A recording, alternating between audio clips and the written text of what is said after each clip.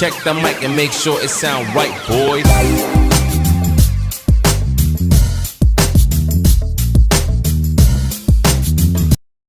Yo, what's up mga tropa peeps? Yo, what's up mga tropa peeps? Yan, welcome po to my channel. At yan, welcome balik ulit kayo. Umira. Bongbong, di ba po? Ano? Hindi naman po yan ang totoong bongbong, di po ba? Hindi, mahirap sagutin yan. Hindi, kasi chismis yung mga tanong na yan eh. Alam mo naman ang chismis kumalat na stigma yan eh. Stigma. So, the bottom line is, kung sino sila, and they are portraying to be, sila yan. Ah, As long na kinlaim ng nanay na anak niya yan, wala pa yung magagawa dyan. opo. Kasi nanay lang ang pwede sumagot eh. Pero paano po pag nagpa-DNA sila?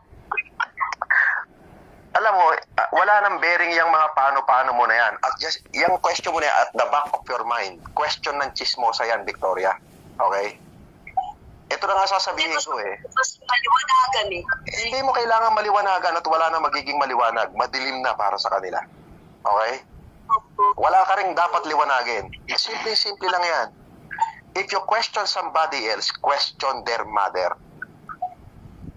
The child has no... it is not in the law that the child will inherit the sins of the mother nor the sins of the father. Pag sinabi ng nanay, oh, anak ko yan, anong pakialam mo? Inamin na nung ina eh.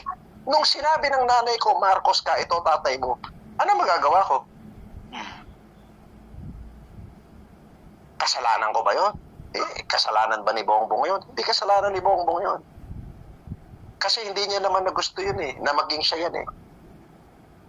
Di ba? So for the people, kung may at the back of your head, meron kang chismis dyan, dyan na lang yan. Sa'yo na lang yan. Kasi kapag nilabas mo yan, chismosa ka. Yun lang yun eh. But, yun lang. Siya si Bongbong, pero wala naman siyang tinamaan eh. Hindi nga, Diyos ko. Wala man lang siyang nakuha sa tatay niya. Diba?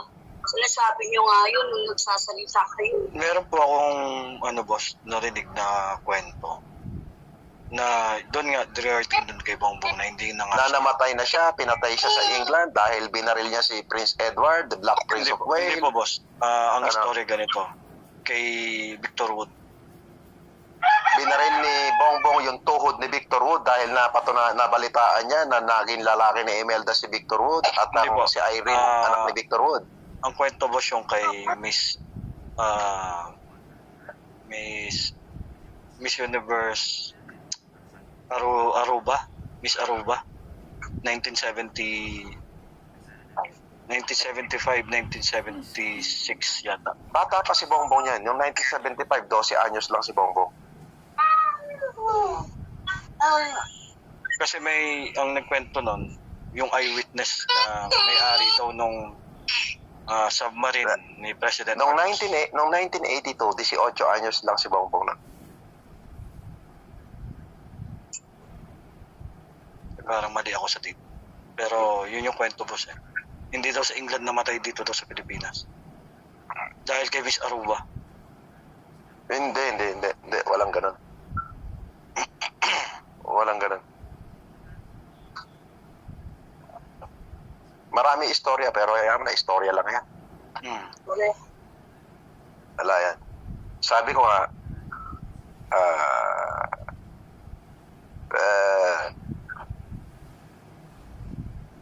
kahit anong gawin nila, malaki yung pagkakamali nila nung sabihin nilang hindi nila ako kilala. Doon kami nagalit lahat, boss. Sa mga... Hindi, ganito na lang kasimple yan. Sino ako para puntahan ako sa bahay ko? Ng buong pamilya. Correct. Hindi naman ako pumupunta sa kanila. Sila pumunta sa akin. Correct. Pag pumupunta ako, hindi ko sila pinupuntahan. Ang pinupuntahan ko, yung tiyahin ko si Fortuna. Kahit sa ospital, ako mag-isa, pupunta ako ron. Ayan. Because I don't care for the first family. Hindi ko sila kilala. Wala akong pakialam sa kanila. Kilala ko lang sila dahil may utang sila sa akin. Ngayon, kung sasabihin mas mapera sila, bakit sila nangihingi sa akin?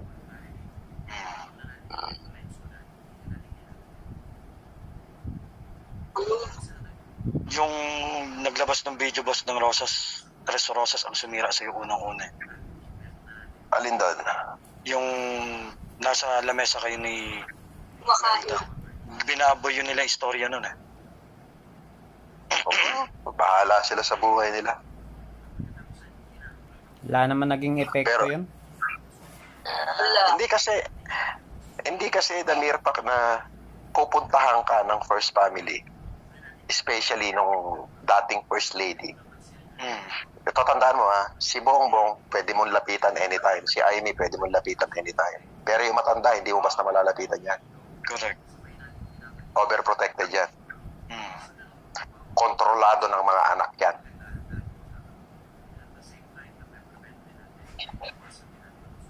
Pero the Pero moment na pumunta sa'yo, boss. Di ba?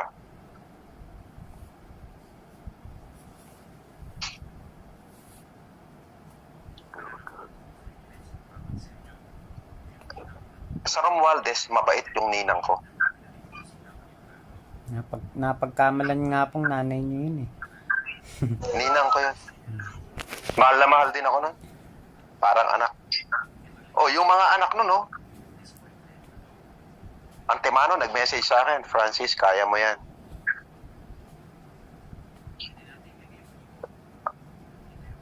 Francis, mistake nila yan. Yung kinakapatid ko si Mark Romualdez. Di ba nag-post si Jolo Romualdez na ano? Pag-post niya, pinagmumura siya ng lola niya. Putang ina mo, anong karapatan mo magsabi ng ganyan? Estupido kang bata ka, tonto. Sabi niya. Kaya pala dinilit din, ano? Estupido ka, tonto. Anong karapatan mo magsabi sa kanya? Bakit? Marcos ka ba?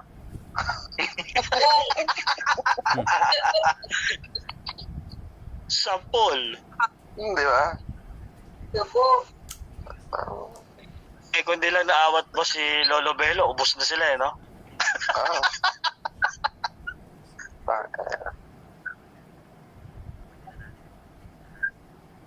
Hindi nagsalita yung tatay na sinabi na ang kasalanan ko lang magpipiyano sa bata, di ba? Tapos yan. Boss, mga iba po ako, boss. Wala yung kwento na. Boss, pag nagdesisyon kang ituloy ang kandidatura, ano po, ang partido natin, independent tayo? Maaari. Tapos, Maaari, hindi na. ang advertisement na lang, ano? Simple lang. Mag-a-announce lang ako. Papartidahan ko kayo, hindi na ako makakampanya. Okay. Kasi boss, nakita ko sa panaginip ko, kami nga lang mga vlogger mo magsasalita sa stage. Eh. Nakita ko si Makmak eh, bago ka umakyat, saglit lang yun eh. Ina-announce ka na ni Makmak eh, tapos akyat ka saglit sa stage. Pero yung nakasakay ka sa truck at namimigay tayo, nagbabato tayo ng mga kung ano-ano t-shirt. Magkakasama tayo lahat doon. Naks naman. Motorcade. Ayos ah, parang sinasabi mong tamakbo na ako ah. Oo naman. Paano mag-i-speech si Makmak eh, boses pa? Hindi. Si Makmak ang ano eh. Ano mo na, di ba?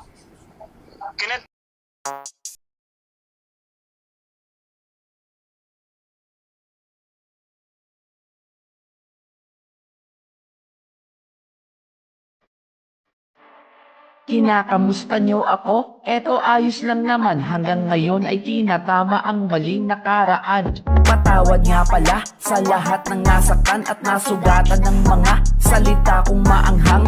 Pero magkaayos, siguro wag na lang kung gusto nyo ng plastikan, wag ako, iba na lang.